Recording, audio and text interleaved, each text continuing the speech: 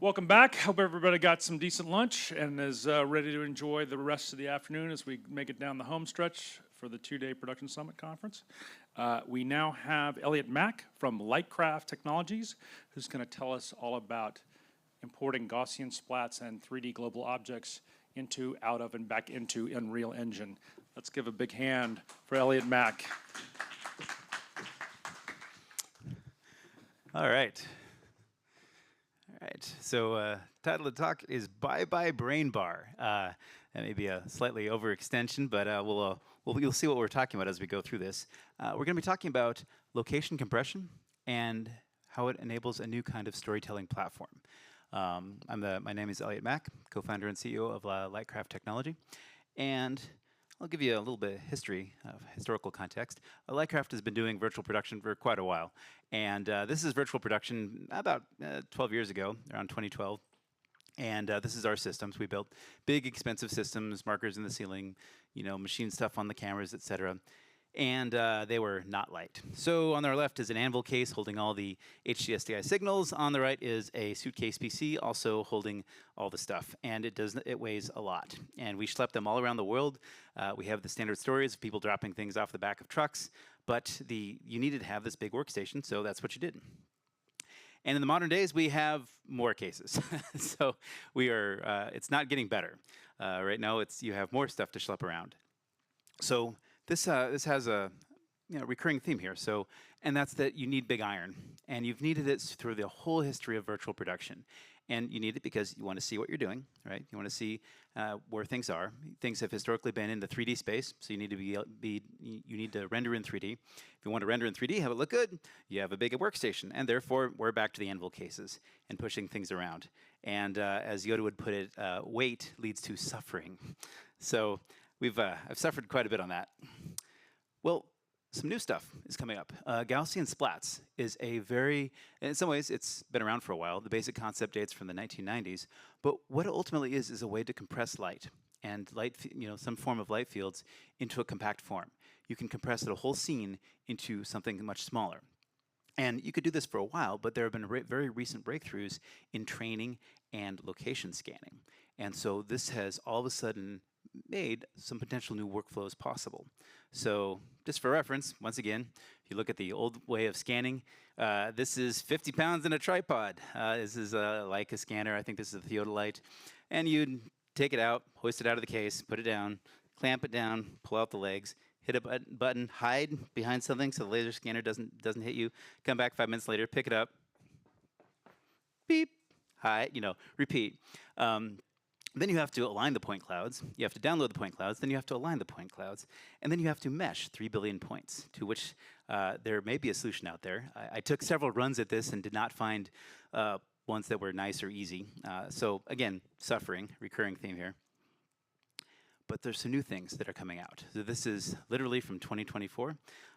This was a scanner that I saw and said, that's amazing. There's no way that's real. Yep, it's real.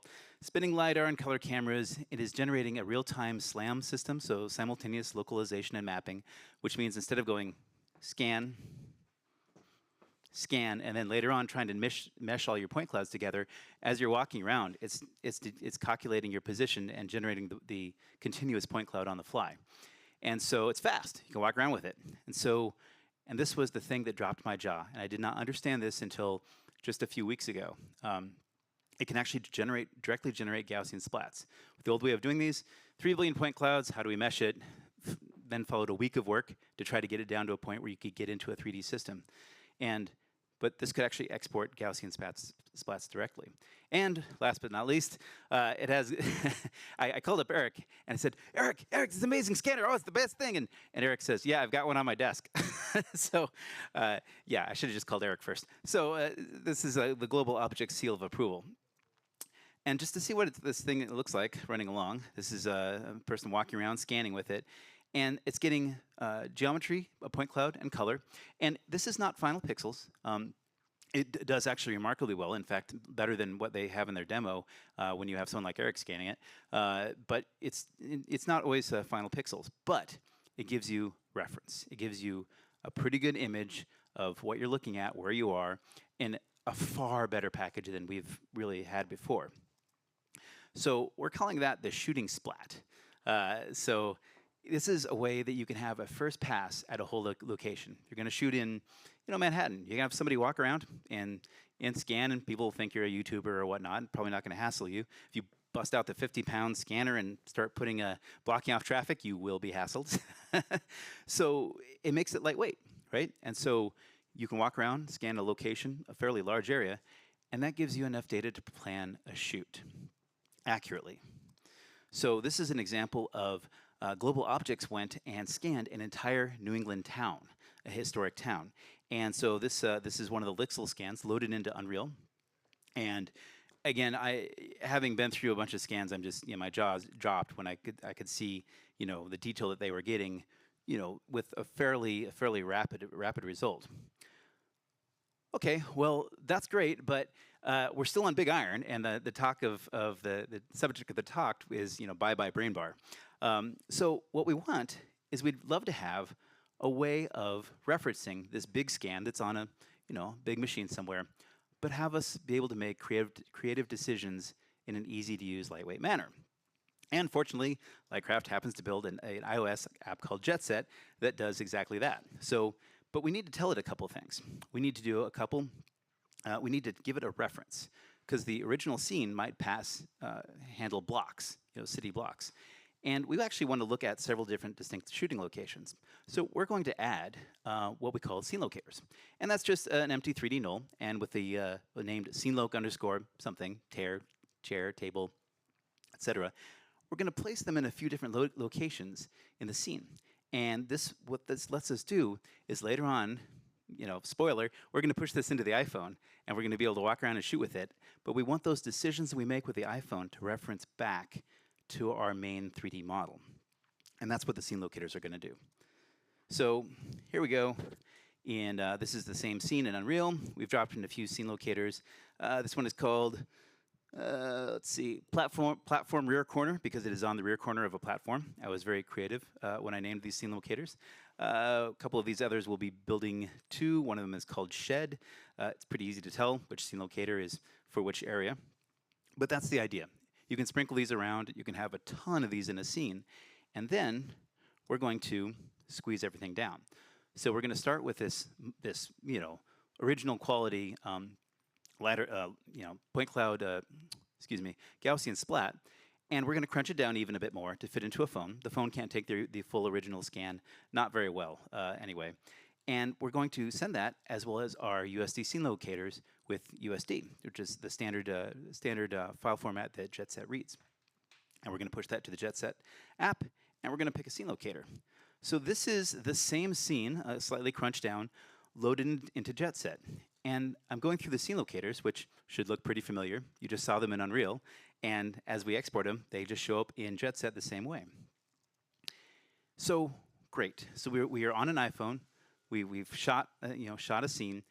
We want to make sure that we can go back to the original scene. So we're going to pick a scene locator, and we're going to choose that as our reference point. We can also simulate different camera backs. So in this case, what we're going to see is I'm going to go up to the corner of the building. I'm going to pick out a camera. What should I pick out? I think we're going to go with an Alexa 35, 2:1 crop, and you'll see a yellow aiming reticule that has now appeared.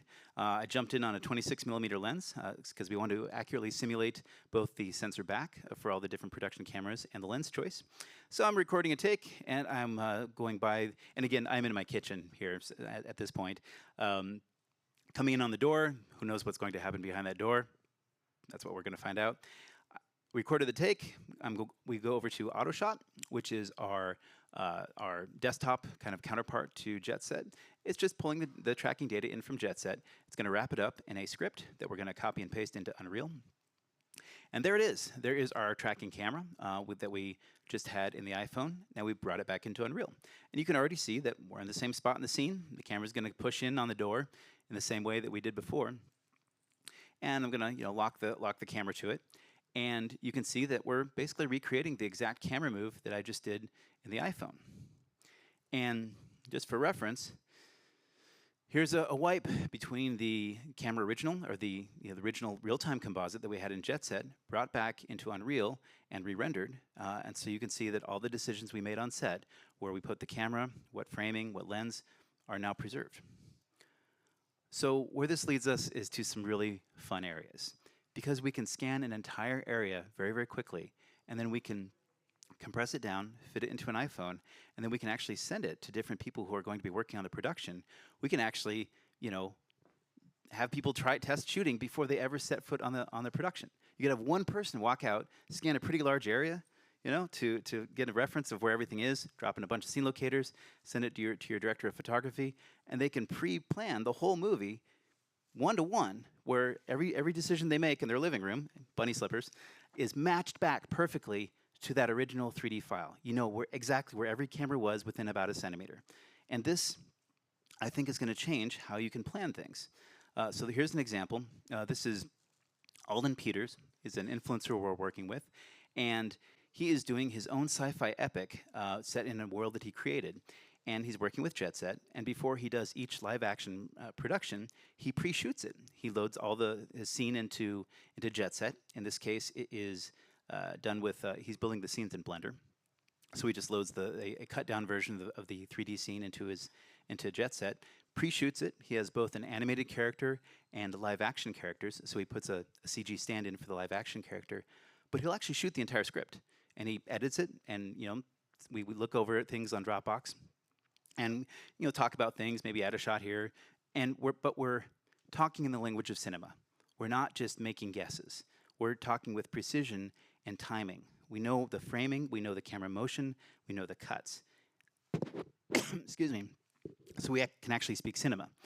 And this lets us do another concept that I think is going to be wild. We can actually do a final splat. Because all of the shots, whether we did this in pre-planning or we did this in production, we know where those cameras were, referenced back to that original location. So if you scanned a whole chunk of, say, New York, Manhattan at night, you can go back and you have a coverage map. You know where every single camera in your project was and what it covered, and then you can go through and do a high-resolution capture of just the parts of that scene that you really want, at the lighting conditions that you really want them. So if you need to have it at dawn, magic hour, you might have a 15-minute window to capture that light before it's going to change. So right, we have 2 or 3 people going around shooting simultaneously with a big camera and high resolution. And Gaussian splats have some really unusual characteristics. They can handle low light well, and you can shoot a lot of shots. So we see this as being able to do location photography without actually having to have a crew on location, other than a small crew to be able to do scanning and the follow-up. This is a new way of doing things that I haven't seen before. That's really exciting because it lets you operate and have a high level of image quality without having a huge crew. Well, we can also take the splats from 3D. Before, we took the Gaussian splats from a location, in this case a scanner. You can generate them from a 3D model as well. So if you have a big 3D model in Maya, Houdini, or Blender, or Unreal, etc., you can actually do the same thing. You can render 100 or 200 or 400 shots of your model, compress them into a splat that is still referenced back to the original 3D location, and load that into Jetset. And then you have an accurate on-set tracked CG lighting reference without, the brain bar, as it were. And if you need it, you can use it, but it gives you an option. You could send your director of photography a fully lit scene that they're looking in from from Unreal. They can try it out and have decisions and talk back and forth. But this actually lets you do an actual production pipeline. So to get an idea, this is a scene from the scope, and this is built completely in Maya. It's a huge procedural city that they generated a corner of it in Gaussian splats. We loaded that into Jetset. This is actually an example of Alden's project on set. So this is, what's important here is that's not just a monitor. Those phones are tracking. Those are the actual tracking systems, the rendering systems, and the preview systems that we're using on set for here. There's no, if you go behind the camera, there's no rack of equipment. There's nothing. What you see on here in this frame is all the compute that's on set for running a fully camera-tracked, shoot with an animated character. This phone over here is another tracked Jetset phone that's representing an animated character walking around. So we're going to sync all that data up, and now we're really interacting. But people are so used to seeing a giant set of equipment that I have to emphasize that. That's all there is. So here's a look at the future. Before we looked at splats generated from 3D, but you can actually now generate Gaussian splats directly from a single image. So Vista Dream was one of the tools that we just saw, and we had to compile it. It's not a product yet. It's kind of research at this point, but it's the first time I could see a Gaussian splat generated from, in this case, a Midjourney image. And what surprised me is I've tried this before, and the geometry wasn't really geometry. This one, the geometry was realistic. Floors were floors, stairs were stairs. I had to scale it, move things around, but we could make it work. When it's 3D, then you can fix things. So this is an example of that exact splat loaded in. Again, generated from a single frame, put it in Jetset, walking around. And there's lots of different problems. If I look down at the floor, I'm running out of resolution. That purple cube is something I put in for a step reference to get the scale correct. But all the pieces are there. When it's in 3D, we can fix it. We can go in and layer on CG on top of it, and you could actually use it in production. So what that brings us to is we're creating a unified storytelling platform. And we're trying to match the thinking between the pre-visualization, pre-production planning, on-set, and post-production in a unified manner, in the same 3D coordinate space.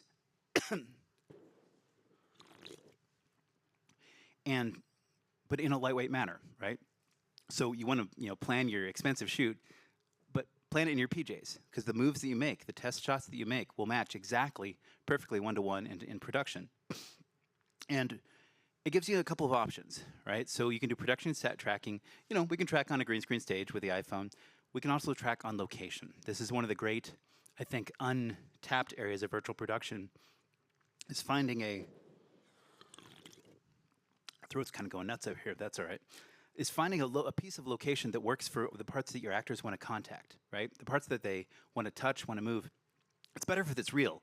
You can recreate it on the stage, but if you could just go on location and with a tiny crew, a couple of people, and have the actors actually on the ground, that's always better, right? And then you can scan a map of that area, push that map back to a CG team somewhere, have them skin out the 3D areas that you're going to add in, drop it back into the camera, and then interactively you can be constructing a digital and live action combination that actually is a fit to the location that you find. And this is a sort of interactive workflow that I've never seen it. I'm talking, we're building technical things that I know it'll be possible, but now it'll be fun to find the people that want to do this. So, and we build all the hooks. We can take all the tracking data you brought from that initial decision to onset to all the way to post with Nuke and Synthesize and Maya and get subpixel tracks. But the core of this is making a lingua camera, right? It's a way that the different parts of a production can actually talk to each other. And we've all seen it, we've all been there, how difficult it is to get a concept that's in somebody's head out to a team of, however many hundreds or dozens of people to know where the camera's going to be. And now we can talk directly. And you can have the director and the scan team or 3D team be on different sides of the world. And that's basically what we're building a tool to enable. So to the point where we long ago built a remote assist tool into Jetset. So if a Jetset user is having problems, I pull up a QR code on Zoom, they point their camera at the QR code, and it unlocks a button, a screen share button in Jetset. And they hit the button, and their UI bounces over a server so I can see it. And this is how, on a given day, I'll debug shoots that are anywhere from Bangalore to the UK to Northern California, wherever we happen to be. It doesn't really matter anymore, so because I can punch in, I can see exactly the problem they're seeing, and help people fix it. And we built this as an in-house tool. And then as we worked through it, we worked with some larger groups. And one of the effects supervisors of that saw what we were doing and just said, I need this now. And we said, okay, so we're going to be building in a Zoom client directly into Jetset. We're going to call that JetLink. But what it's all about is letting people work together in the way they want to work together and making it easy to communicate these things that we've seen in the language of cinema for 100 years. How the camera moves, how it thinks, how it blocks, how it transitions. That's actually, to me, the language of cinema, is what is the camera looking at? Where is it? And up till recently, it's been very hard for different groups to communicate in that language. we want to make them be able to talk. So we're basically seeing how people can work together and make it easier. So that's what Lightcraft and Jetset are about.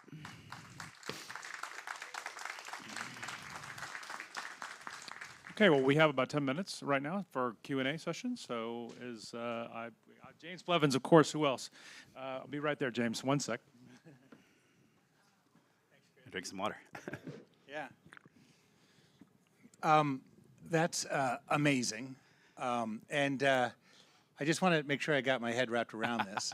The lights are bright. It took me a second to pick out where James was. I hear your voice. Hello. I see bright lights. So to me, it looked like you took a 3D environment, you put it into the phone, you captured performances, and then also maintained tracking data, keeping the tracking data as important as time code with the thing you were shooting. You can take it back out, you can work with it, and because you're at a sub-pixel level, I can go back into the phone and reshoot if I want to? Is that what I'm... Yeah, what I think is going to happen, what we see happening is when you make iterations lightweight, traditional filmmaking is pre-production. They go into production, and they go into post-production. It's very linear. And we've been talking about nonlinear workflows for a while, but when it's really hard to do that, then people don't do that. What we want to do is make it easy. So what I find is half the time when we're blocking out stuff, you'll look at something, you'll be looking at it in an editorial field when we're doing the pre-visualization, and as soon as you see it in a timeline, it's obvious, right? You're watching, you're like, oh, that's wrong, I got to fix that. Oh, that's wrong, got to fix that. But you want to get to that point early, right? You want to get to the point where you're watching your movie. You want to make your movie before you make your movie, right? And watch it. And then I joke, I was trained as a mechanical engineer, and my joke is that filmmaking is a lot like mechanical engineering. Because with mechanical engineering, the simulation of a lot of the problems is gnarly. I took the graduate classes of computational fluids and all this kind of stuff. And when it comes down to it, you have to calculate things out by hand. It gets you 70% of the way there. And you don't bother simulating because it's, unless you're doing SpaceX stuff, then it's too hard. And yet, when you build it, a 3-year-old, and you turn it on and it breaks, your kid will be like, Daddy, it's broken there. Thanks, right? And I see a lot of similarities. Filmmaking is one of these things where, boy, it's hard to tell from a script. I mean, sometimes, but then when you're watching it, it's really apparent what's wrong. So we want to make it possible to find those problems early on, and then go back, add in some more. It's easy to go back during that pre-production phase to try things out, and it's much harder to go back during production and post to add shots. So and I think I'm answering it, but let me double check if I got that right. I think so. I'm seeing the fact that you're tracking spatial information as importantly as time code, that you are allowing me to not go just one way, make an element and go one way. You can go back in. Yes. From another, because normally it's like shoot it, deliver it, pick it up. No, I can actually go back, and at least it looks like I can pick up my cinematography again if I want to after I've rendered a 3D sort of animation, say. Well, what we want to do is have the cycle time so low that it's happening while you're testing and while you're shooting. When you're shooting, hit, roll, cut, stuff should bounce halfway. Wherever people are doing processing work, get the shots as they're coming in, be rolling and testing and processing shots, and being able to feed back information quickly, like, oh wait, hey, because it's, again, once you're looking at it, it's really obvious if something went wrong, that it went wrong. You just want to be able to find that out before you finish that day's work. You want to find out in the first 10 minutes of that that something is askew. So, just in time sorts of things. Okay, we have another question up front. Hey, Eliot. Hey. When you're using multiple phones, what is the process of syncing the data? And will it be possible for those phones to know their position relative to each other? An excellent question. Let me, actually, as a way of answering, let's do the direct answer. Let me just plug in. This is always fraught with peril, but it worked earlier, so let's see if it's going to behave correctly. I'm going to plug in and Jetset so you can see how it works. All right, so there we go. Let me pull this up. All right, there's our Jetset screen. So this is the actual scene that we were working with earlier, right? So, and I'm tracking on the set. So, and actually I've got AI mats, so you can see people, members of the audience walking through. So what I'm going to do is I'm going to go ahead and set my origin. Going to reset it. Yeah, and it's going to lock to the base of the stage. So I just picked my origin. So I'm going to do that again. There's the stage. All right, so I picked a spot here. And I'm going to switch to my scene locator, and I'm going to say, okay, here's the base of the building, building 2. Okay, so that's the same building in the shot. What I just did is I set my coordinate space right here on the stage. I can look through. I can say, okay, I'm going to pick out, let's go pick out my my area again. Virtual sensor, Alexa 35. I like that 2:1. I like that crop. Okay, and I'm going to rock in. Let's go up to a tight zoom. So when I record and I cut, then it's tracking all that data, reference to my scene locator. And then, importantly, I have this set to, on my project, I have it set to camera A, right? So if I want a different camera to go to a different one, I go set it to camera B, or whichever camera you want it to be named. And each phone is storing its own takes. Oh yeah, sorry, randomly walking around. We can go over to the shed if we want to go to the shed. That's kind of a neat looking shed, actually. I like that shed. But with the way AutoShot works is it talks in real time to each Jetset device. When you hit sync, it's going to pull that day's takes, or which you can pull all the takes, or per day, etc. And then it drops it into a well-constructed directory tree, right? And that well-constructed directory tree everything is. It's organized the way it should be. Everything is per day, then per camera, then per take, right? So you have A camera, B camera, C camera. You sync them all to the same point. They line up A camera, B camera, C camera in your hard drive files. So we spent a lot of time to figure out file management, so that you don't have to. There we go. Others? Any other questions? So I'll end this by saying this is really fun. Elliot, we do have one more. Oh, we one have more. time for one more. So. Okay, yeah. Yeah, so this looks like a live action previs in many ways. That's how I'm seeing it. And but you can do it from your living room. But it was shot and recorded live, and then now you have that recording, and then now you're going to pre-visualize your shoot. Am I getting that right? Yes, you can do that, but more importantly is that, so the Jetset system, the app, can actually work in a couple different ways. So I showed you the previs aspects of it, but those clips that I showed of Alden on set, that's actually full production. Where at that point we're tracking, I'll plug in my HDMI again here. There we go. Let me show you that clip really quick. Is it up? Oh, there we go. There we go. So I'll go back to one of Alden's production scenes. It's over here. There we go. Okay, so the core of what we're doing is we're tracking in 3D space. So if you have just an iPhone, it's just tracking the iPhone. But the version of Jetset called Jetset Cine can link to a Cine level camera. So in this case, it's on I think it was a Blackmagic PCC 6K. But in those cases, we connect with a live video stream, and that lets us calibrate the actual cinema optics of the lens. So that when Jetset, you do a roll and cut a take in Jetset Cine, and you take it into post-production, then that's the tracking data of that lens. Then we can actually track Cine cameras in production.